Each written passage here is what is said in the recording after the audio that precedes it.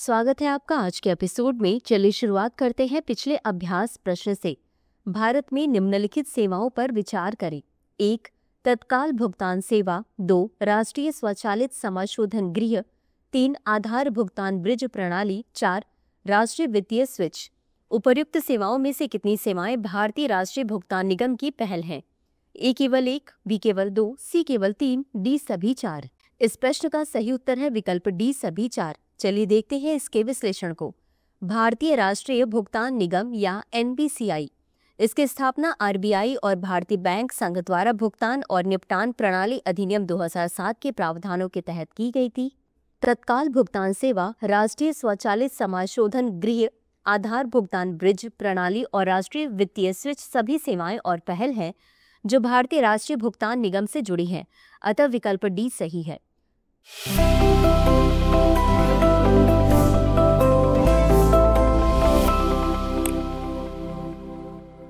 तो चलिए शुरुआत करते हैं आज के एपिसोड की पहले प्रश्न से। दल बदल विरोधी कानून भारतीय संविधान की किस अनुसूची के अंतर्गत आता है? ए 9वीं अनुसूची, बी 10वीं अनुसूची, सी 11वीं अनुसूची, डी 12वीं अनुसूची। इस प्रश्न का सही उत्तर है विकल्प बी 10वीं अनुसूची। चलिए देखते हैं इसके विश्लेषण को। 52वें संशोधन अधिनियम द्वारा जोड़ी गई संविधान की 10वीं अनुसूची दल बदल विरोधी कानून से संबंधित है। दल बदल विरोधी कानून संसद सदस्यों या विधानसभा सदस्यों को एक दल छोड़कर दूसरे दल में शामिल होने पर दंडित करता है।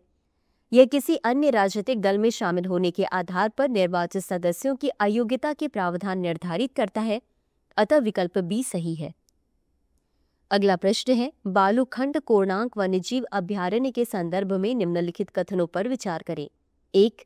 यह ओडिशा के पुरी जिले में स्थित है। 2. इसे 23 अप्रैल 1984 को अभयारण्य घोषित किया गया। उपर्युक्त में से कौन सा या कौन से कथन सही है या सही है? ए केवल 1, बी केवल 2, सी 1 और 2 दोनों, डी न तो 1 और न ही 2। इस प्रश्न का सही उत्तर है विकल्प सी 1 और 2 दोनों। चलिए देखते हैं इसके विश्लेषण को। हालिया अध्ययन के अनुसार बालूखंड कोणार्क वन्यजीव अभयारण्य में घनी वनस्पति 1993 में जो 41.8% थी, यह घटकर 2023 में 37.1% रह गई है। अब इस इलाके के 50% से अधिक हिस्से पर बहुत कम वनस्पति रह गई है। बालूखंड कोणार्क वन्यजीव अभयारण्य ओडिशा के पुरी जिले में स्थित है। अतः कथन 1 सही है। इसे 23 अप्रैल 1984 को अभयारण्य घोषित किया गया। अतः कथन 2 सही है। इसका क्षेत्रफल 87 वर्ग किलोमीटर है। यह चित्तेदार हिरणों और काले हिरणों का निवास स्थान है। इसकी स्थापना पुरी और कोणार्क के बीच समुद्र तट के किनारे कैसुरिना और काजू के वृक्षों से आच्छादित रेतीले भूभाग पर की गई थी।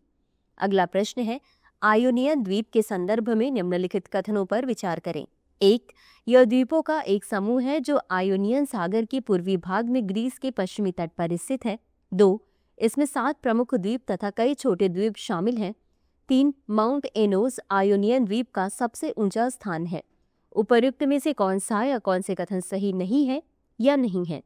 ए केवल 1, बी केवल 2, सी सभी 3, डी इनमें से कोई नहीं। इस प्रश्न का सही उत्तर है विकल्प डी इनमें से कोई नहीं। चलिए देखते हैं इसके विश्लेषण को। ग्रीस के लेफकाडा में एक ऐतिहासिक पुरातात्विक खोज ने आयोनियन द्वीपों में पहली बार प्राचीन ग्रीक थिएटर का पता लगाया है। आयोनियन द्वीप द्वीपों का एक समूह है जो आयोनियन सागर के पूर्वी भाग में ग्रीस के पश्चिमी तट पर स्थित है। अतः कथन 1 सही है। इसका कुल क्षेत्रफल 2306.94 वर्ग किलोमीटर है। इसमें 7 प्रमुख द्वीप तथा कई छोटे द्वीप शामिल हैं। अतः कथन 2 सही है। आयोनियन द्वीप समूह के प्रमुख द्वीपों में केरकिरा, पाक्सी, लेफकाडा, इथाकी, केफालोनिया, जकिन्थोस और किथेरा शामिल हैं। केफालोनिया या सेफालोनिया सभी आयोनियन द्वीपों में सबसे बड़ा है। माउंट एनोस जो 1628 मीटर ऊंचा है, आयोनियन द्वीप का सबसे ऊंचा स्थान है। अतः कथन 3 सही है। अगला प्रश्न है, निम्नलिखित कथनों पर विचार करें। 1. थाईलैंड दक्षिण पूर्व एशिया की सबसे बड़ी अर्थव्यवस्था है। 2. थाईलैंड दक्षिण पूर्व एशिया में भारत का दूसरा सबसे बड़ा व्यापारिक साझेदार है। 3. भारत और थाईलैंड ने हाल ही में लोथल में राष्ट्रीय समुद्री विरासत परिसर विकसित करने के लिए एक समझौता ज्ञापन पर हस्ताक्षर किए। उपर्युक्त में से कितने कथन सही है या सही है? ए केवल 1, बी केवल 2, सी सभी 3, डी कोई भी नहीं। इस प्रश्न का सही उत्तर है विकल्प ए केवल एक। चलिए देखते हैं इसके विश्लेषण को। थाईलैंड दक्षिण पूर्व एशिया में सबसे बड़ी नहीं बल्कि दूसरी सबसे बड़ी अर्थव्यवस्था है। इंडोनेशिया सबसे बड़ी है, अतः कथन एक सही नहीं है। भारत और थाईलैंड के बीच रणनीतिक साझेदारी स्थापित करने हेतु एक संयुक्त घोषणा पत्र पर हस्ताक्षर किए गए हैं। सिंगापुर, इंडोनेशिया और मलेशिया के बाद थाईलैंड भारत का चौथा सबसे बड़ा व्यापार साझेदार है, अतः कथन दो सही नहीं है। भारत और थाईलैंड रक्षा और उन्नत प्रौद्योगिकी विशेषकर बाह्य अंतरिक्ष में सहयोग बढ़ाने पर सहमत हुए।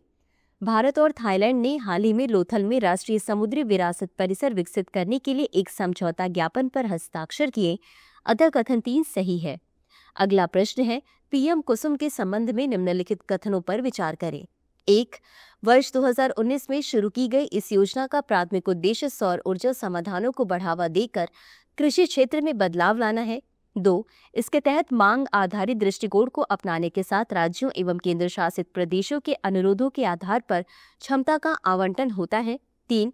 इससे किसानों को शुष्क भूमि पर सौर ऊर्जा उत्पादन इकाई स्थापित करने तथा अधिशेष ऊर्जा को ग्रिड को बेचने की सुविधा मिलने से उनकी आय में वृद्धि होती है। उपर्युक्त में से कितने कथन सही हैं? ए केवल एक, बी केवल दो, सी सभी तीन, डी कोई नहीं। इस प्रश्न का सही उत्तर है विकल्प सी सभी तीन। चलिए देखते हैं इसके विश्लेषण को। प्रधानमंत्री किसान ऊर्जा सुरक्षा एवं उत्थान महाअभियान या पीएम कुसुम वर्ष 2019 में शुरू की गई इस योजना का प्राथमिक उद्देश्य सौर ऊर्जा समाधानों को बढ़ावा देकर कृषि क्षेत्र में बदलाव लाना है, अतः कथन एक सही है। इसके तहत मांग आधारित दृष्टिकोण को अपनाने के साथ राज्यों एवं केंद्र शासित प्रदेशों के अनुरोधों के आधार पर क्षमता का आवंटन होता है, अतः कथन दो सही है। इससे किसानों को शुष्क भूमि पर सौर ऊर्जा उत्पादन इकाई स्थापित करने तथा अधिशेष ऊर्जा को ग्रिड को बेचने की सुविधा मिलने से उनकी आय में वृद्धि होती है, अतः कथन तीन सही है। विभिन्न घटकों एवं वित्तीय सहायता के माध्यम से पीएम कुसुम का लक्ष्य 31 मार्च 2026 तक 30.8 गीगावाट सौर ऊर्जा क्षमता वृद्धि हासिल करना है। अगला प्रश्न है, वर्टिकल लिफ्ट सी ब्रिज के संबंध में निम्नलिखित कथनों पर विचार करें। 1. यह ब्रिज भारत का पहला वर्टिकल लिफ्ट रेलवे सी ब्रिज है जिसे रेल विकास निगम लिमिटेड ने डिजाइन और निर्मित किया है।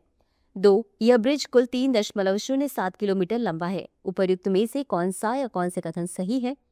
यह सही है। ए केवल एक, बी केवल दो, सी एक और दो दोनों, डी न तो एक और न ही दो। इस प्रश्न का सही उत्तर है विकल्प ए केवल एक। चलिए देखते हैं इसके विश्लेषण को। हाल ही में प्रधानमंत्री नरेंद्र मोदी ने भारत के पहले वर्टिकल लिफ्ट सी ब्रिज नए पम्बन ब्रिज का उद्घाटन किया। यह ब्रिज रामेश्वरम द्वीप को भारत की मुख्य भूमि से जोड़ता है और आधुनिक इंजीनियरिंग का प्रतीक है। वर्टिकल लिफ्ट सी ब्रिज भारत का पहला वर्टिकल लिफ्ट रेलवे सी ब्रिज है जिसे रेल विकास निगम लिमिटेड ने डिजाइन और निर्मित किया है, अतः कथन एक सही है। यह ब्रिज कुल 2.07 किलोमीटर लंबा है, अतः कथन दो सही नहीं है। इसका केंद्रीय लिफ्ट स्पैन 72.5 मीटर लंबा है जिसे जरूरत पड़ने पर 17 मीटर तक ऊपर उठाया जा सकता है। अगला प्रश्न है, जीआई टैग के संदर्भ में निम्नलिखित कथनों पर विचार करें। 1. यह उत्पादकों को कानूनी सुरक्षा प्रदान करता है।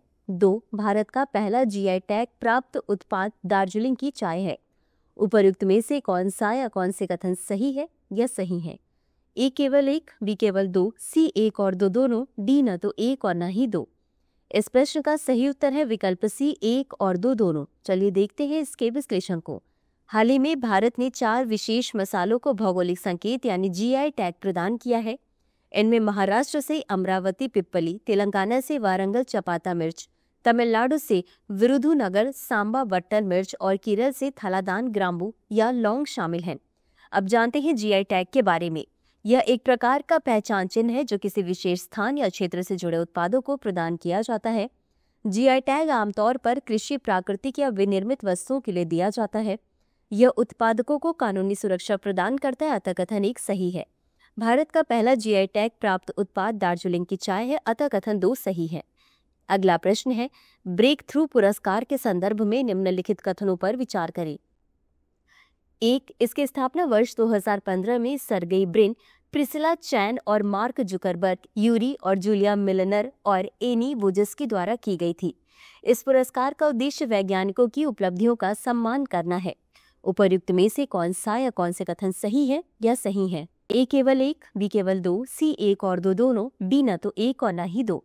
इस प्रश्न का सही उत्तर है विकल्प बी केवल 2। चलिए देखते हैं इसके विश्लेषण को। हाल ही में वर्ष 2025 के ब्रेक थ्रू पुरस्कार समारोह का आयोजन कैलिफोर्निया में किया गया, जहां फिजिक्स, गणित और लाइफ साइंस के क्षेत्र में शानदार उपलब्धियों के लिए विजेताओं को सम्मानित किया गया। इस वर्ष के ब्रेक थ्रू पुरस्कारों की घोषणा में 6 प्रमुख पुरस्कार दिए गए, जिसमें प्रत्येक की राशि $3 मिलियन थी। इस पुरस्कार की स्थापना वर्ष 2013 में सर्गेई ब्रिन, प्रिसिला चैन और मार्क जुकरबर्ग, यूरी और जूलिया मिलनर और एनी वोजस्की द्वारा की गई थी, अतः कथन 1 सही है। इसका मुख्य उद्देश्य वैज्ञानिकों की उपलब्धियों का सम्मान करना है, अतः कथन 2 सही है। इसे विज्ञान का ऑस्कर भी कहा जाता है, क्योंकि यह पुरस्कार उन व्यक्तियों को सम्मानित करता है जिन्होंने अपने क्षेत्र में अभूतपूर्व योगदान दिया है। अगला प्रश्न है, सारनाथ कला शैली का उद्भव किसके काल में हुआ? ए गुप्त काल, बी मौर्य काल, सी कुषाण काल, डी शुंग काल। इस प्रश्न का सही उत्तर है विकल्प सी कुषाण काल। चलिए देखते हैं इसके विश्लेषण को। सारनाथ कला शैली का उद्भव कुषाण काल में हुआ और गुप्त काल में यह कला अपने उच्चतम शिखर पर पहुंची। यह शैली सारनाथ में विकसित हुई थी, जहां महात्मा बुद्ध ने अपना प्रसिद्ध धर्म चक्र प्रवर्तन या प्रथम उपदेश दिया था। इसके परिणाम स्वरूप इस कला शैली को सारनाथ शैली के नाम से जाना गया, अतः विकल्प सी सही है। इसी के साथ अंत में देखते हैं आज के अभ्यास प्रश्न को। निम्नलिखित में से कौन सा कथन अमेरिका द्वारा वियतनाम, लाओस और कंबोडिया जैसे देशों पर टैरिफ लगाने के कारण का सबसे अच्छा वर्णन करता है? ए, इन देशों का अमेरिका के साथ अधिशेष व्यापार है। बी, दक्षिण पूर्व एशिया से माल की डंपिंग को रोकना। सी, चीन की रणनीति अमेरिकी टैरिफ को दरकिनार करने के लिए विनिर्माण को विदेश में स्थानांतरित करना। डी, इन देशों में घरेलू उद्योगों को बढ़ावा देना। इस प्रश्न का उत्तर कमेंट बॉक्स में जरूर दें। आज के लिए बस इतना ही। धन्यवाद। डियर व्यूअर्स, अपने एग्जाम की तैयारी को और बेहतर करने के लिए हमारे चैनल को लाइक, शेयर और सब्सक्राइब करना न भूलें।